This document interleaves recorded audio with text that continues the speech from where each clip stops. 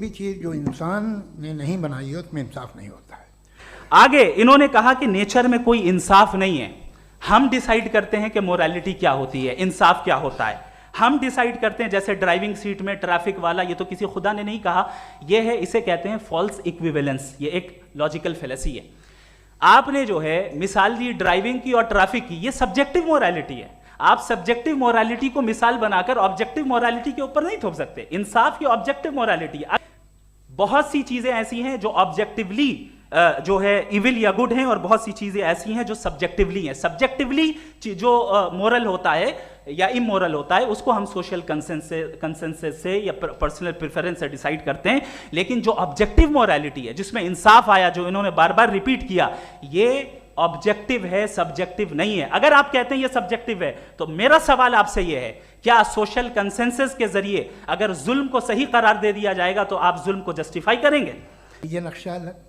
अब दूसरा नक्शा कि कहाँ कहाँ नाइंसाफ़ी, रिप्रेशन, औरतों के हुकूक की पामाली, जुल्म, डिक्टेटरशिप कहाँ है, नक्शा एक ही होगा। नक्शा लीजिए, वर्ल्ड मैप लीजिए, दो अलग अलग जगह की। हजरत, मैंने ये होमवर्क किया था और मैंने मिडिल ईस्ट का एक नक्शा लिया और यूरोप का एक नक्शा लिया।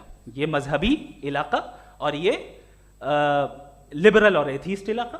मुझे पता चला कि सबसे ज्यादा रेप केसेस जो हैं वहां पर है।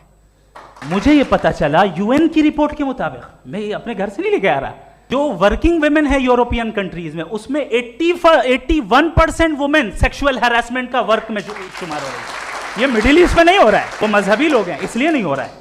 आपने ये कहा मजहबी आदमी का अच्छा होना हमारे अच्छे होने से बहुत मुश्किल है, बहुत मुश्किल है। तो इसका मतलब यह है कि गॉड के अलावा आपके पास अच्छे और बुरे का कोई स्टैंडर्ड है। मैं चाहूंगा कि कन्वर्सेशनल स्टाइल वाली डिस्कशन और सेगमेंट पे इसी पे बात कर लेते हैं। मैं बता रहा हूं कि जो इविल इस दुनिया में मौजूद है उसके कई सारे तरीके हैं। एक तरीका इंसान का अपना फ्री विल है। अब अगर कोई रेपिस्ट रेप कर रहा है तो इसका गॉड का कसूर नहीं है, वो अपने फ्री विल का गलत इस्तेमाल कर रहा है, उसको सजा मिलनी चाहिए। अच्छा। और उसी के लिए जहन्नम बनाई गई है। अगर गॉड नहीं है तो बच्चे क्यों मर रहे हैं, आप बताएं। वो ये सवाल पूछ रहे हैं कि अगर आप ईश्वर का अस्तित्व नहीं मानते हैं तो उन बच्चों की मौत को आप कैसे इंटरप्रेट करते हैं? भाई ये दुनिया जो है, जो ताकतवर लोग होते हैं वो एक नाइंसाफ़ी करते हैं। तो ये अच्छा काम है आपके नज़दीक? तो नेचर नाइंसाफ़ी पे मबनी है। अरे मेरे भाई, आप नेचर की कहाँ बात कर रहे हैं, तो इंसान की बात। तो फिर जब मैं इंसान की बात कर रहा था आप नेचर की बात करने लग गए।